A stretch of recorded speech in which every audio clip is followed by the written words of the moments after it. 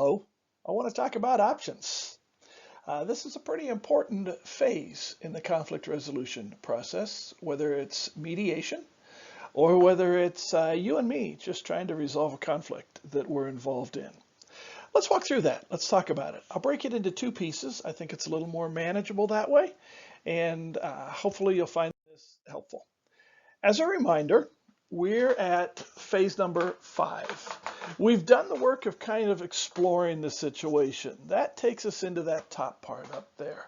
What's going on? We separate perspective from reality. We explore those pieces. We work through all of that. We gain as much information as we can. And really importantly, we help people move from positions over into the interest pot. Put that 60-second topic list together and we're ready to jump into this phase, which is really resolving the conflict. What's it going to take to get this fixed? And I know some of you wanted to jump in that phase pretty quickly and I pushed you back to stay, nope, stay in the exchange. Make sure you take the time you need to get through that. What I want to accomplish over the next 10 minutes or so is really identifying the first 3 tools. There's 8 of them. But I want to stick with the first 3 and I want to tell you a story today. So what are the tools that you need in your toolbox to develop options? Secondly, I think it's helpful to understand what's your role. How do you function as a third party in a mediation, or how do you function as a fairly informed party in an interpersonal conflict? So that's where we're going. That's what our goals are. Let's focus on your role. You need to provide direction. You're the one that sort of creates the map. You're the ones that keeps the parties moving through there. That's the first thing you got to do. Second thing you got to do is maintain that safe place. You created it early on. But as we continue to work through this process, it's your job to maintain it, to maintain that empathy and understanding that we talked about, to manage the emotions. Granted, they're lessened, but to still manage them. And then I think as I picture that in my mind, it's shifting the view. I think that's probably one of the most important pieces right there. I think about it as taking a prism or one of those, cut glass pieces that are beautiful, and I want to hold it up to the light and I want to just turn it slowly. And as I turn it, you're looking at it, and at one point you see green, and then you see yellow, and then you see blue, and then you see some red, and it keeps changing, and you see it in a different setting, a different light.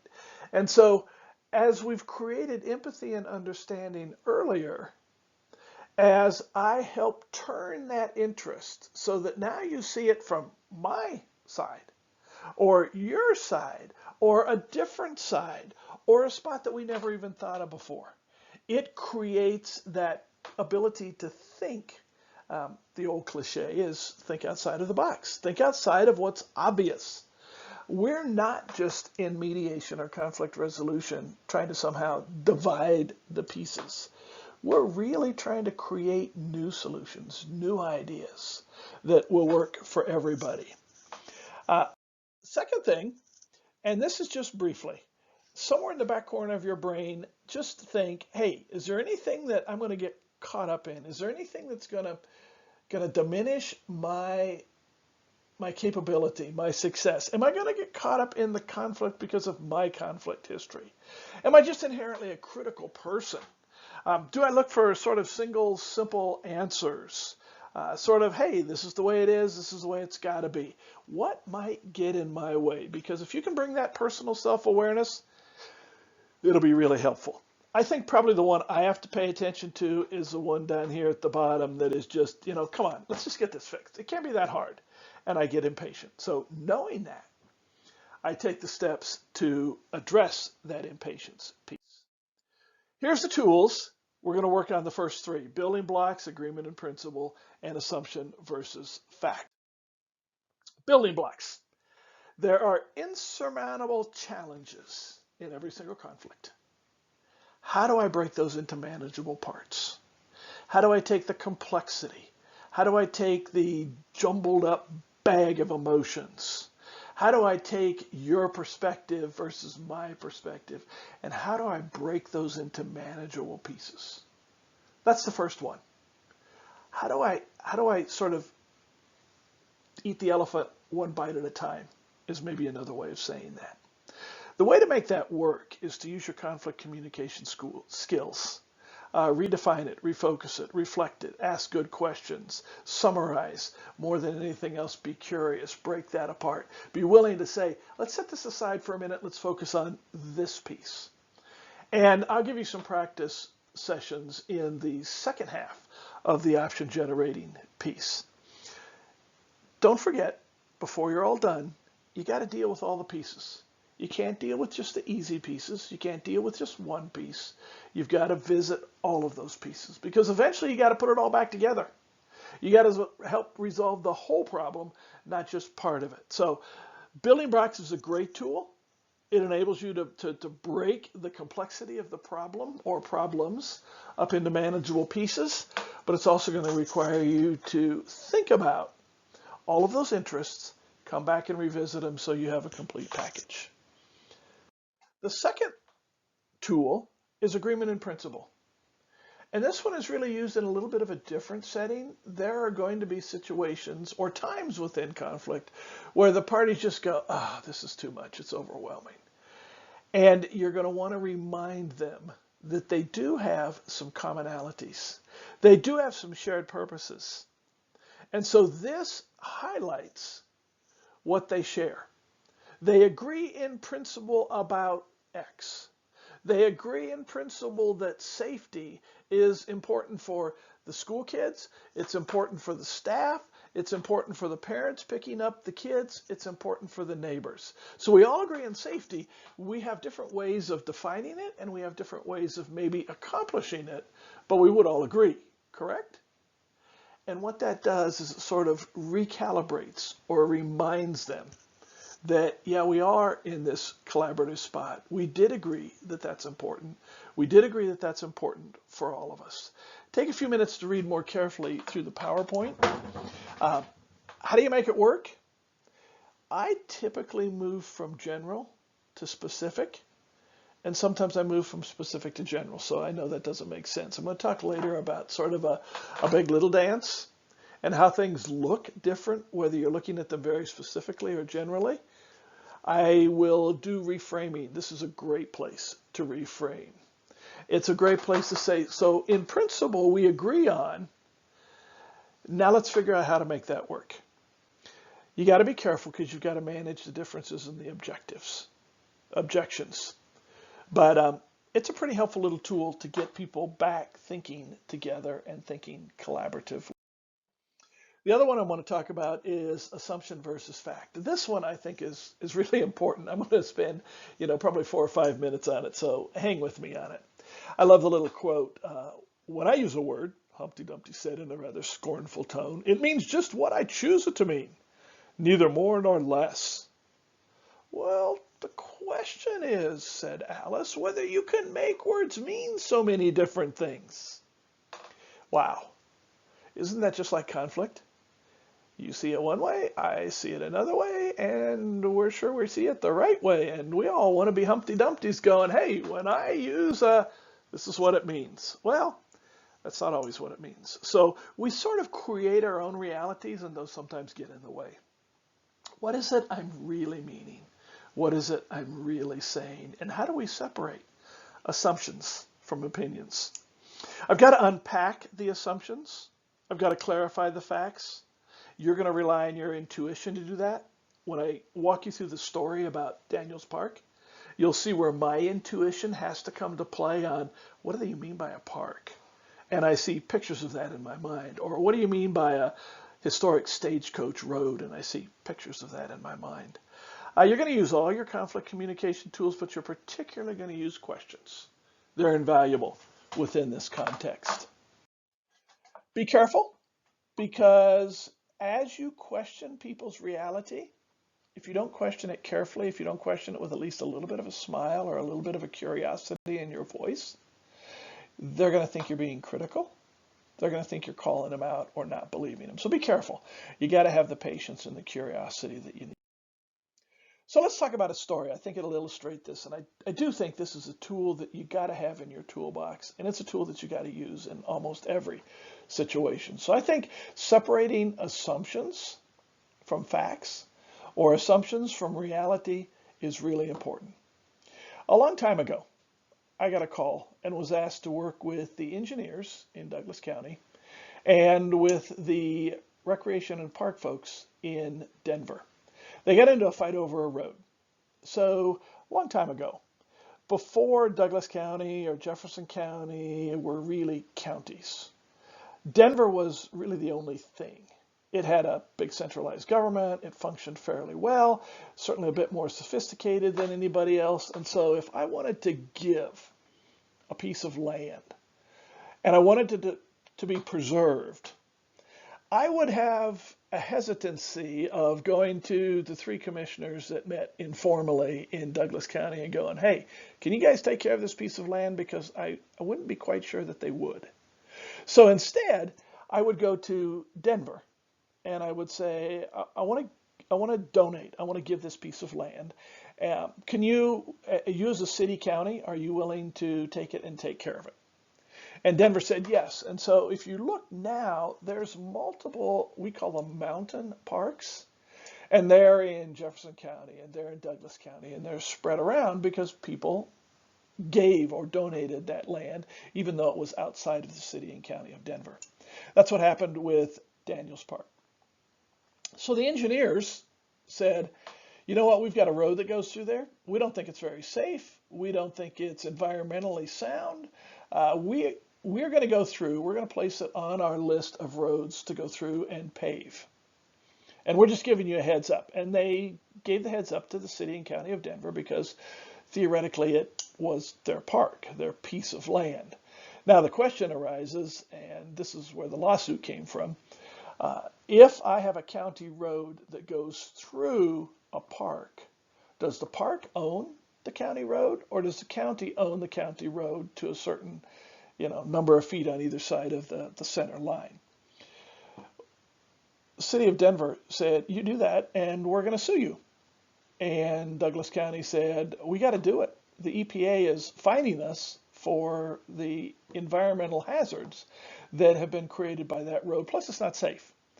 The park people in Denver said, hey, this is a historic road. This is a road where Kit Carson had one of his last campfires. This is a road that is the old stagecoach road from Colorado Springs up to Denver.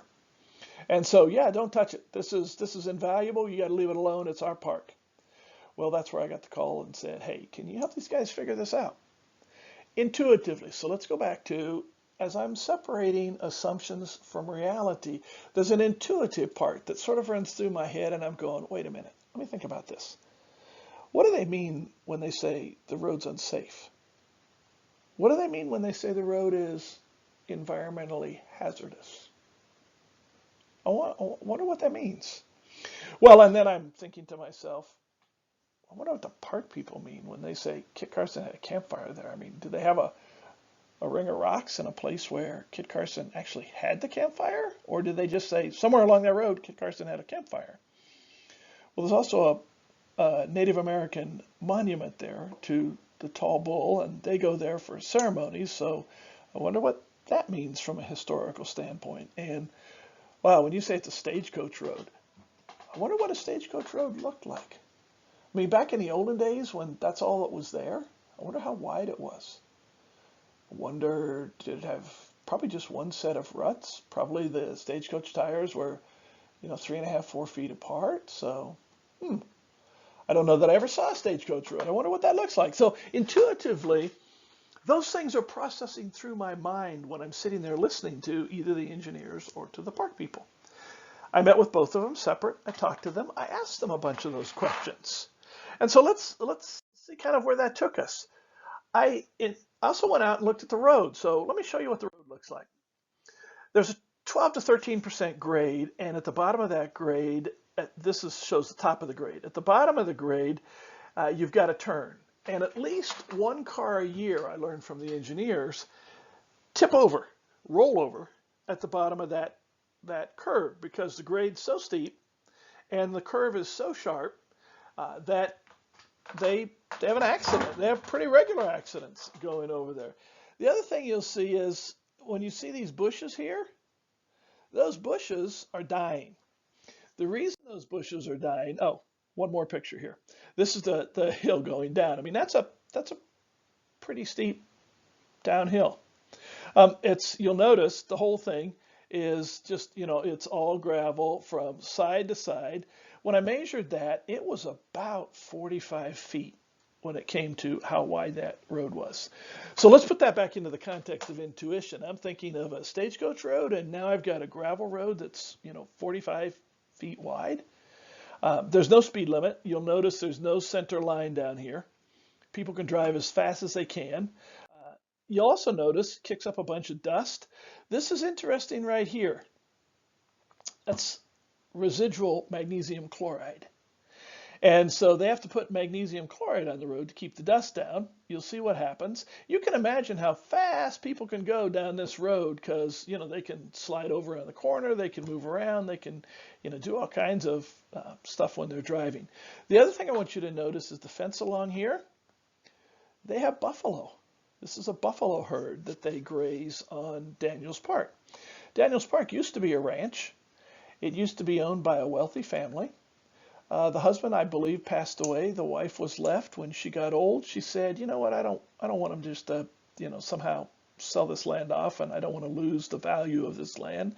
So I'm gonna donate it. I'm gonna give it to somebody and make it a park." So they got a road through it. They got buffalo herds on either side, and that's what we look like, is this wide distance back and forth across here. Just another shot of the magnesium chloride. You can see it all the way across the road. Probably that's what they got fined for by the EPA. Douglas County did. Notice Denver didn't get fined by that because they own the park, but Douglas County got fined by that because they're the ones owning and managing the road. Let's look just quickly to put in context of the park. It's beautiful. There are bike trails, there are hiking trails, it's a gorgeous sort of little gem that's tucked away just south of Denver. So this is a view from the bluff. A little bit of the bison herd that they've got there. And the bison are just kind of roaming free, running around on this acreage that they've got. They're separated from where the bike trails and everything are because I don't think you want to be riding bikes right up next to bison and all of that stuff. But you'll notice that they've got a herd there. It's separated out, and you can look at the herd. You can see the herd. You can enjoy the herd. You can't really go around and pet them and play with them, though. Nope, that's not me.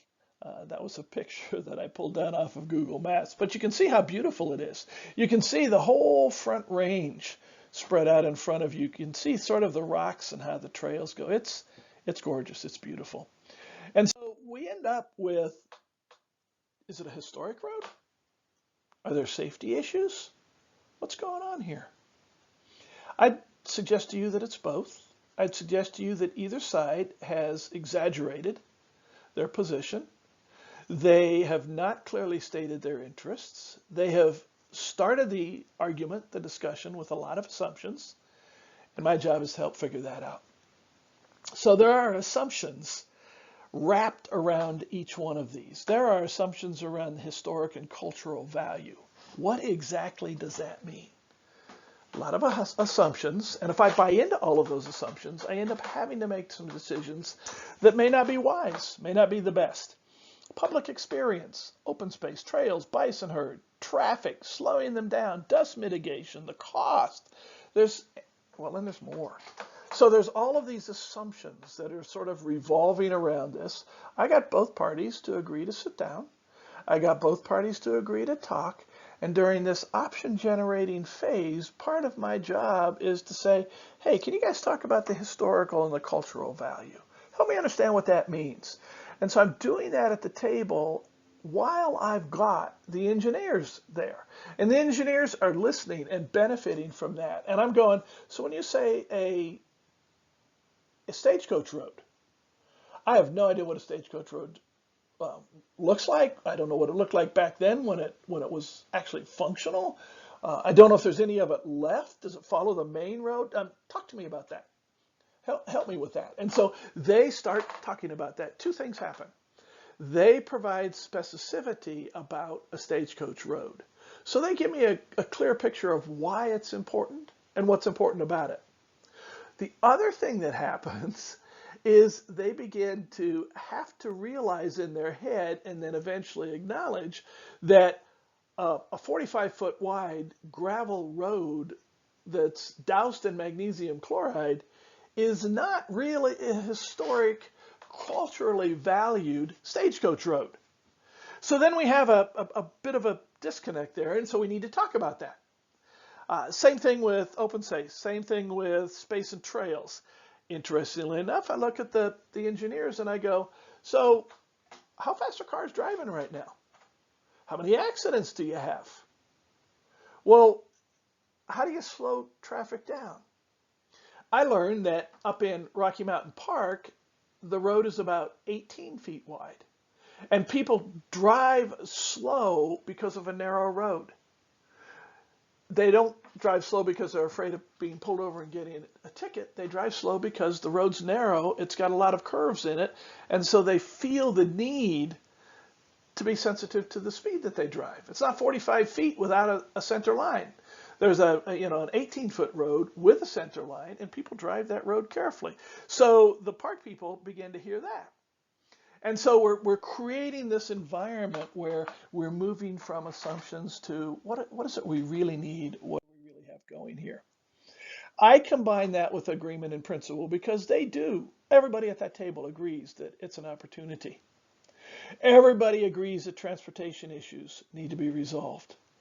Everybody says, we've got Douglas County and we've got the city and county of Denver. If we don't cooperate, we're not going to get anywhere. So we need to figure out, process, timing, how do we make decisions? We got to figure those things out. So the outcome was we built a collaborative working group. That's not a very good color to underline that in, so let me change that. We built a collaborative working group. They put some money aside to design. They put it on hold because of finances, and they almost have it completed by now. Let me walk you through that a little bit. Rather than arguing and fighting, they sat down and they worked on a design together. They put together a little trail off to the side for equestrians, because that's a big deal in Douglas County. They put a bike trail together over here. They narrowed the width of the road here. They put some pretty stuff up around it, and they drew those designs. They put money aside and said, let's work together to decide what this looks like. Here's your buffaloes over here. They actually created a buffalo fence, which is a pretty interesting concept, but we'll talk about that at a different time. Notice how they recreated where the road ran, actually. And they made it a lot more customer experience friendly. They built all kinds of different pieces into their drawings and what that looked like. It didn't all get completed that way. That happens a lot of times. We've got great ideas. We go, here's what we're going to do. It doesn't ever get completed quite like that. But I would suggest to you that today, it's a whole lot better than it was. Here's the road. It's not that wide. It has your nice fencing on the side, and separated from the fencing is a trail. You can be on this trail and you can be safe. You don't have to fight with cars going here.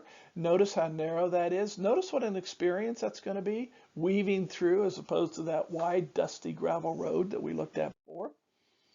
Here's your trail. Here's going over to the old farm homestead and what that looks like. You'll see the fence along here, and that's what the buffaloes are. They're on the other side of that fence. You'll see the road over here, the split rail fencing along the side here. You'll see that they created a whole different experience. So I would suggest to you that, we could have got into a fighting match. We could have sued each other. We could have argued about, is this my road? Is this your park? But getting the parties to sit down, talk about what really mattered, talk about the interest, and start creating options around those interests, created this experience that we wouldn't have had any other way.